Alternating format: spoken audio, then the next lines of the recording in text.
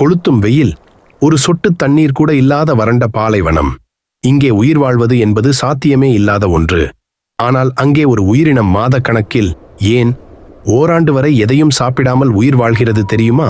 அதுதான் பாலைவனத் தேள். உணவு கிடைக்காத மிக கடுமையான வறண்ட காலங்களில் இந்த தேள்கள் ஒரு விசித்திரமான முறையை கையாள்கின்றன. தன் உடலை அப்படியே ஒரு தூக்க நிலைக்கு, மெட்டபாலிசம் ஷட்டவுன் கொண்டு சென்றுவிடும். மூச்சை கூட மிக குறைவாக இழுத்துவிட்டு கொண்டு ஒரு கல்லை போல அப்படியே ஓரிடத்தில் அமர்ந்திருக்கும். வெளியே இருந்து பார்த்தால் அது செத்துவிட்டது என்றுதான் தோன்றும். ஆனால் அந்த நிலையிலும் அது சுற்றியிருக்கும் மிகச்சிறிய அதிர்வை கூட கவனித்துக் கொண்டே இருக்கும். தனக்கான வாய்ப்பு வரும் வரை அது மாதக்கணக்கில் கூலாக காத்திருக்கும். வாய்ப்பு வந்த அந்த நொடியில் மின்னல் வேகத்தில் தாக்கி தன் இரையை பிடிக்கும். உலகம் எவ்வளவு வேகமாக ஓடினாலும் தனக்கான நேரம் வரும் வரை அமைதியாக தவம் இருப்பதே ஒரு வெற்றியாளனின் அடையாளம்.